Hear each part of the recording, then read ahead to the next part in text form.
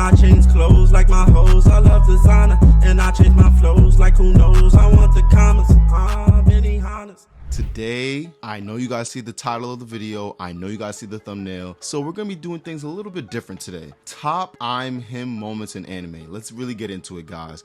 But before we get into it, make sure you leave a like, comment, and subscribe. Hit that notification bell for all the content if you're enjoying it, because this is gonna be a really good video, guys. Probably my best so far, with a little spin on it, because you know I don't normally do this type of content. I usually do the more serious content, but today let's have some fun, guys. So without further ado, let's hop right in. Now, if you already didn't know, before I even get into like my main one, because in no particular order do any of these videos go, I had to include Nanami for one of the most I'm him anime characters. You already know how he get. Remember when he was jumping Mahito along with Yuji? Because that's prime anime content. Like, that's probably made for some of the most important and biggest anime memes that we know to date. But I'm not even talking about that scene. I'm gonna talk about the most recent scene with him versus Haruta. Look how he comes in the station just standing all menacing, not saying no words. Like, you know he's serious, he's not coming to play. And Haruta thought it was a game too. It's funny. I love when they do that in anime where they make a character, you know, seem strong, but then like a real strong character come through and they still playing around like it's a joke. Like they used to do that stuff like maybe the Cell Juniors and stuff like that. Then Gohan got serious and wasn't a game no more, you feel me? But man, whenever you drop someone out the sky and give him a punch,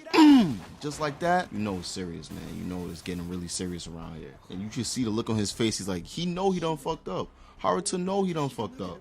And for all my JJK fans that actually watch JJK and understand Nanami's ability, you know how heavy-handed that punch was, man. He had all the cursed energy. He ate all of that, man. I'm not gonna lie, this was the first time I actually felt bad for the villain. Like, I was really feeling bad. I couldn't even watch. I couldn't take it. Now let's leave the JJK behind for a little bit and go back to one of my favorite anime of all time. The anime that really got me really enthusiastic about anime. Rock Lee.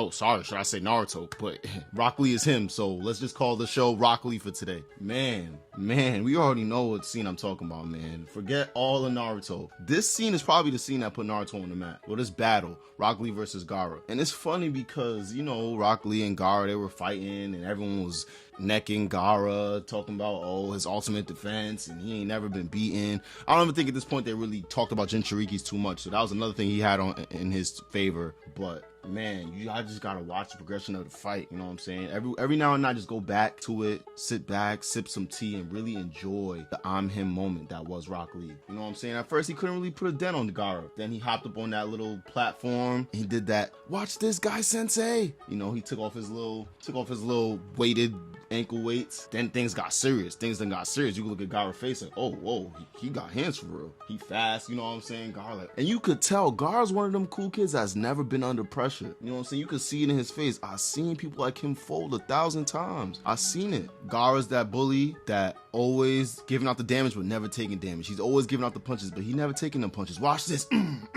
Yeah, where am I? You see how that come? You know what I'm saying? Rock Lee really put them paws on him, and we don't want to talk about when he went into his 8th gates form. You ever seen someone get kicked against gravity? Get up there, primary lotus. Yo, crazy, bro. Gaara really went crazy, bro. I'm sorry, I'm shouting in the mic, guys, but that fight was crazy. It's funny, whenever I played Naruto Ultimate Ninja Storms with my boys, he loved using Rock Lee, bro. He's annoying. I can't even, you know what I'm saying? But I gotta give it to him. Rock Lee is really him. He's really that guy. Rock Lee really put boxing and taijutsu on the map. Like, forget that. I don't want to hear how much energy, how much cursed energy, chakra, mana, nen. I don't want to hear about all that. I want to see if you could box. You know what I'm saying? When RDC World talking about boxing, they talking about Rock Lee because he really put that on the map. You ever seen a human ping pong ball? Well, I have, because when Rock Lee opened that 4th gate of pain, that's what Gaara became. He became a human ping pong ball. You ever seen that? Like, I really was I'm watching this as like a 9-year-old, 10-year-old kid. I'm watching this live too. I'm like, yo, you don't even know. I'm like, so Naruto really get down like this? I did not know the show was like this. That's when I was really like, yeah, I'm watching this. Imagine watching this live for the first time, really watching Rock Lee put the brakes on Gaara. Come here. All fight, the whole fight, crazy, bro. After they gassed up Gaara to be this whole, you know, ultimate warrior, no one could beat him, Sand Village, he had all these kills under his belt. Rock Lee's like, yo, I'm not trying to hear none of that, man. Let's move on to the next battle, guys. Now, this character's ability was a little broken, so I'm not gonna lie. I could see how he, you know, took advantage of his enemies, but episode 98 of Black Clover, man. I know a lot of people skipped over that episode and didn't really pay no mind, but the vice captain of the Crimson Lion's Randall Luther, when he was possessed by that elf, I'm not gonna lie, he worked his squad. I was like, why is he putting paws on him like this? He was really working them. And his ability is obviously air magic, which is, I want to say it's not arcane stage, but it's not your conventional wind magic. It's a little bit different because air is invisible, as opposed to, I guess, wind magic can be seen, whereas air magic is literally invisible. So he was working them, beating them up. Here you come. Take this. Take that. Just moving around and moving too quick. Really working them, bro. Big bro had to really come wake up out his coma to come save them. I really felt bad. Like, damn, you know, little bro Fuegolian always never proving himself, always never showing up in the midst of battle. So I felt bad. But this was just a notable mention. I had to mention that. If you guys are enjoying this video, be sure to leave your comments and your thoughts before I continue. And make sure you like and subscribe as well and share with a friend. But let's get into it because we're going to talk about the most himmiest Hemi, the Hemi Neutron, the Timothy Turners of all hymns in anime. Because I'm not going to lie, I couldn't make this video without leaving him out. So we got Escanor versus Galen. Leave a like and a comment in the comment section if you were guessing that it was this fight I was going to talk about next. But basically, this is a fight from the Seven Deadly Sins anime. Basically, a Netflix anime that literally sucks. No one watches it now, but at one point it was good. So Escanor had the sin of pride, I believe, which was the lion sin of pride. And man, basically this fight starts off, you know, Galen is one of the 10 commandments, which is one of the devil factions, you know, and he has the commandment of truth. Basically, it's like it's kind of like a truth or dare setup, and the battle was supposed to be, they were gonna go hit for hit, and if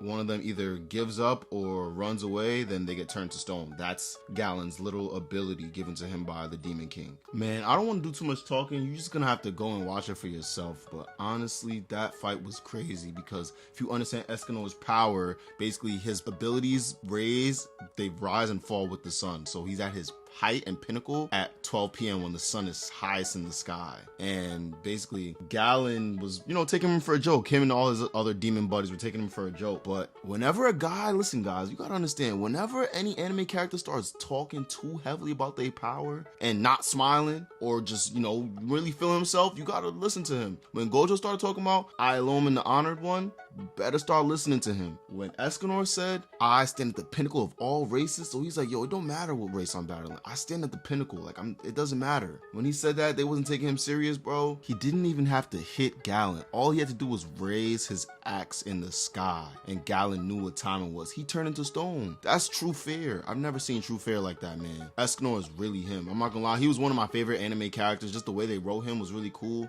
but he didn't go out the best way. You know how anime is. Always gotta fold in the end. Some mangakas just always gotta fold in the end. But let's move on to the next fight, guys. Now, this is gonna be the last fight, but if you guys like this content, I could definitely see myself doing this again because this was a very fun video to make. But we gotta spin it back to Naruto, and I'm sure you can guess which fight I'm talking about last. Madara versus the Shinobi Alliance. Now, why Masashi Kishimoto? Why did you do that to these normal, you know, NPC ninjas? You know they had family back home. You know they had a wife and kids to go back to. Why did you make them go against Madara like this? Like, he's literally one-shotting them, and this is the thing, as I'm watching this, I'm like, wait, are these one-shot kills? Like, is he punching his jaw off? Is he breaking his neck off one punch, off one kick? Craziness, man. That fight was ridiculous. Like, and my thing is, yo, if you see a man's running to a fight, you see him get his jaw rocked off.